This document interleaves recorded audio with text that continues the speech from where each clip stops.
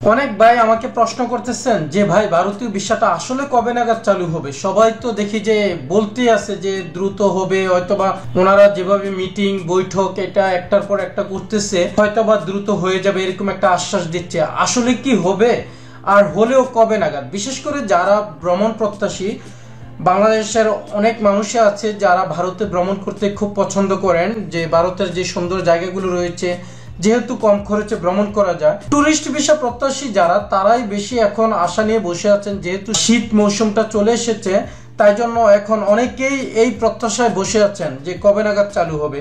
এখানে দেখেন যে কিছুদিন আগে আমরা এটা সবাই জানি যে পররাষ্ট্র সচিব মহোদয় এসেছেন, এটা ভারতের যে পররাষ্ট্র সচিব বিক্রম মিশ্রি স্যার এবং বাংলাদেশের যে পররাষ্ট্র সচিব মোহাম্মদ জসিমউদ্দিন স্যার, তারা দুজনেই কিন্তু একটা বৈঠক করেছেন।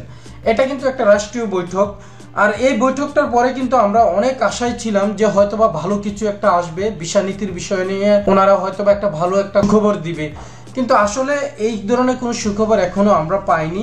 বিশেষ করে যারা আসলে এই ভিসার প্রত্যাশী তারা কিন্তু অনেকটা হতাশও হয়েছেন যে এই দুই সচিবের মিটিং এর পরে তো আমরা আশাই করেছিলাম যে ভালো কিছু একটা হবে। তবে পররাষ্ট্র সচিব কিন্তু এই কথাটা বলেছেন, ভারতের যে পররাষ্ট্র সচিব, যে দুদেশ একে অন্যর সঙ্গে কাজ করবে।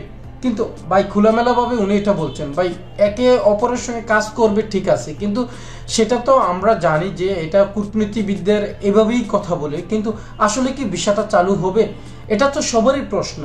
আর একটা বিষয় হচ্ছে দ্বিপক্ষীয় একটা মেকানিজম কিন্তু রয়েছে ভারত বাংলাদেশের। দ্বিপক্ষীয় মেকানিজম কি? বাংলাদেশ এবং ভারতের মধ্যে বিভিন্ন বিষয়ে ৮০টিরও বেশি মেকানিজম কিন্তু আছে। এর মধ্যে পানি, কানেক্টিভিটি, সীমান্ত, নিরাপত্তা ও সুরক্ষা, প্রতিরক্ষা, কনসুলার সহ বিভিন্ন বিষয় রয়েছে। দুদেশের মধ্যে মেকানিজম ভিত্তিক প্রতি বছর ৪০ থেকে ৫০টির বৈঠক হয়, অর্থাৎ গড়ে মাসে ২ থেকে ৩টি বৈঠক কিন্তু হয়ে থাকে। ৫ আগস্টের পর থেকে গত ৪ মাসে ৩ থেকে ৪টি মাত্র বৈঠক হয়েছে। এ বিষয়ে সাবেক একজন কূটনীতিবিদ কিন্তু এই কথাটা বলেছিলেন, প্রতিবেশী হিসেবে বাংলাদেশ ও ভারতের মধ্যে দ্বিপক্ষীয় সম্পর্কের প্রায় সব বিষয়ে আলোচনা করার প্ল্যাটফর্ম আছে। এই বৈঠকগুলো মোটামুটি হয়ে থাকে।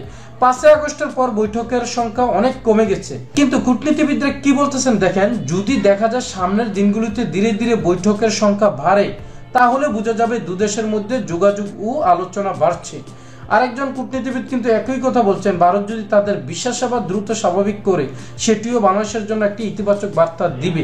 তবে এখনো কিন্তু ভাই ওই ধরনের ওনারা ইতিবাচক কোনো সাড়া দেয়নি যে ভিসার ব্যাপারে অন্তত সম্পর্ক ভালো রাখবে বা স্বাভাবিক রাখবে, এই ধরনের কথা কিন্তু বারংবার ওনারা বলতেছে, কিন্তু ভিসার বিষয় নিয়ে কিন্তু ওনারা এখনো সহনশীল কোনো কথা বলতেছে না বা ইতিবাচক কোনো বার্তা দিতেছে না।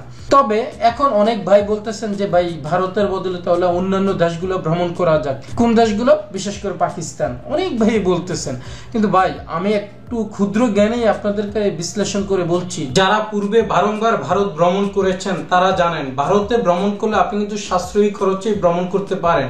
আর বিশেষ করে আপনারা সবাই জানেন যে স্থলপথে ভারতে যাওয়া যায়, ভারতের যে সুন্দর জায়গাগুলো সেগুলো ভ্রমণ করা যায়, ইজিলি ভাবে করা যায় আর অল্প খরচে। আর এটা যদি আপনি পাকিস্তানে করেন তার খরচটা কিন্তু ৩ গুণ ৪ গুণ হয়ে যাবে।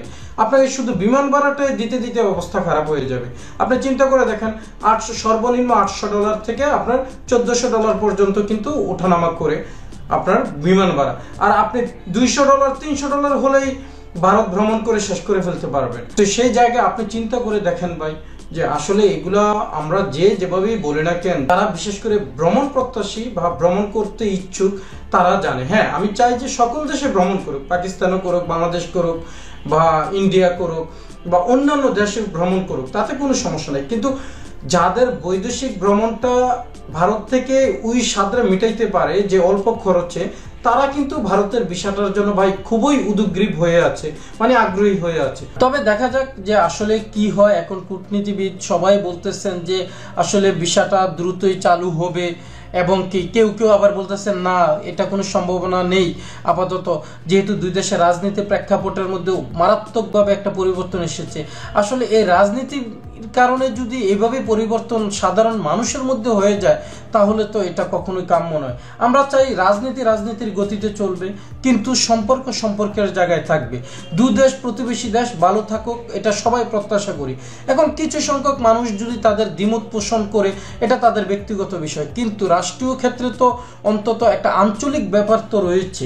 পৃথিবীর মধ্যে যে আঞ্চলিক সাইটগুলো রয়েছে, দেখেন যে উত্তর আমেরিকা, তারা কিন্তু একটা ঐক্য গঠন করে চলে, অথবা ইউরোপ একটা ঐক্য গঠন করে চলে, আফ্রিকাগুলোও কিন্তু তারা দেখেন আফ্রিকার যে মহাদেশটা, তারাও একটা ঐক্য গঠন করে চলে। কিন্তু এশিয়ার মধ্যে, বিশেষ করে দক্ষিণ পূর্ব এশিয়ার যে দেশগুলো, এগুলোর মধ্যে এমন কেন হবে? তারপরেও দক্ষিণ পূর্ব এশিয়ার যে উন্নত দেশগুলো, সেগুলো কিন্তু ভালো রয়েছে। বিশেষ করে আমাদের মতো যে দেশগুলো, তারাই কিন্তু আমি দেখছি যে প্রতিবেশীর সাথে ভালো থাকতে পারে না, অথবা প্রতিবেশী যারা আছে তাদের মধ্যে কিছু মানুষ আছে তারাও চায় না যে আশেপাশের দেশগুলোর সাথে একটা ভালো সম্পর্ক থাকুক। তবে আমি চাই আমার ক্ষুদ্র জ্ঞানে যে দু দেশের সম্পর্ক স্বাভাবিক হোক এবং সুন্দর হোক, সবাই যেন ভালোভাবে শান্তিতে থাকতে পারে, দু দেশ সুন্দরভাবে ভ্রমণ করতে পারে। ওকে বন্ধুরা, ভালো থাকবেন। পরবর্তীতে কথা হবে অন্য কোনো ভিডিওতে, অন্য কোনো বিষয় নিয়ে।